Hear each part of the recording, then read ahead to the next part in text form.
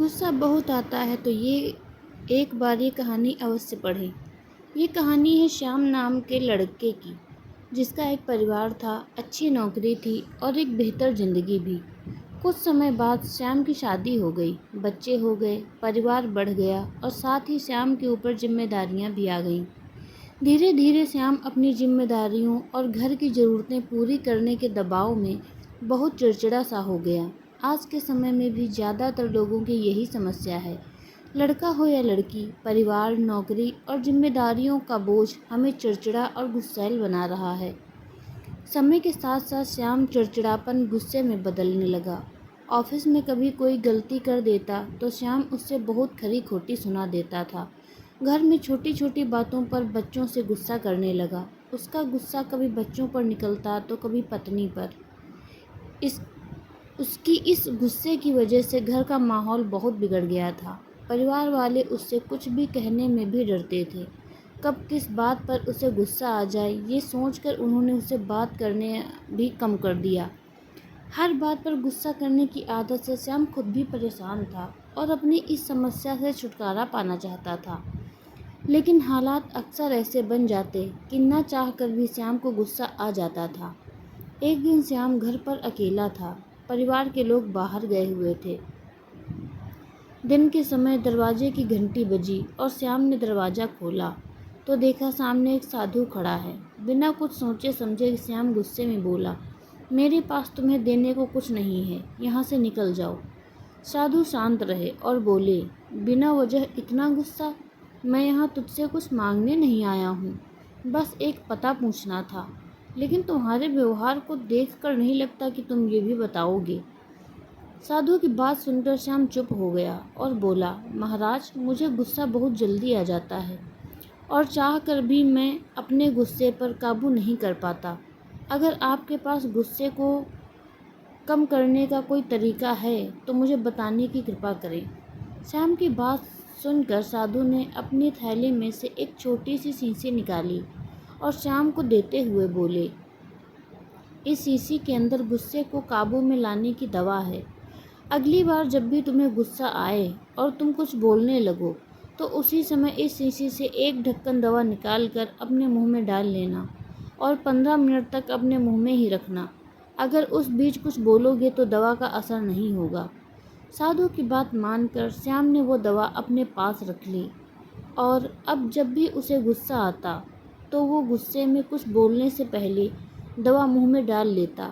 दवा मुंह में डालते ही श्याम 15 मिनट तक चुप रहता और 15 मिनट बाद उसका गुस्सा खुद ही शांत हो जाता।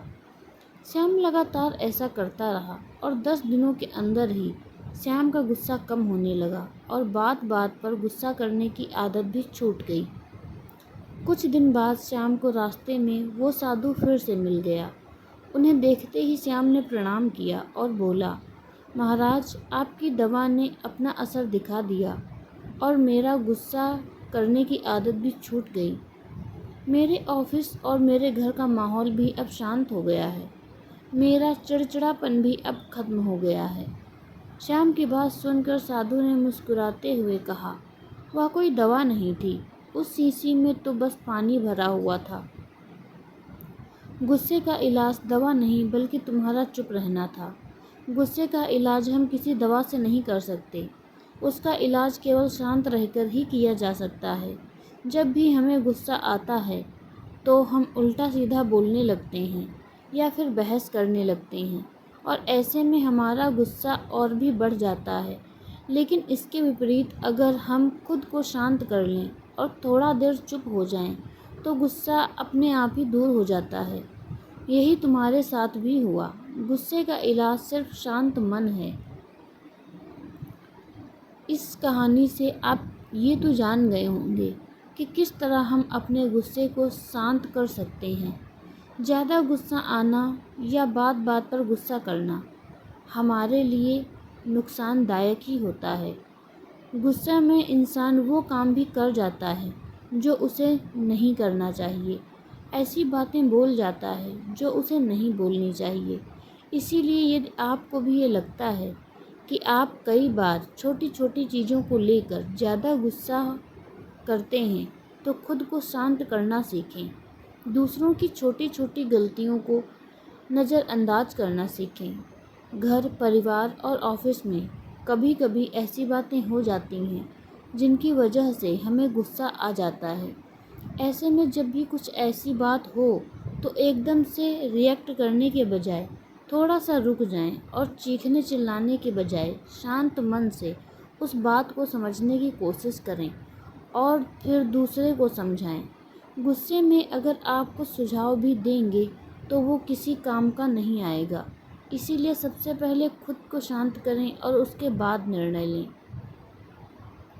कभी ये ना सोचें कि गुस्से में कई बार असर ज़्यादा होता है।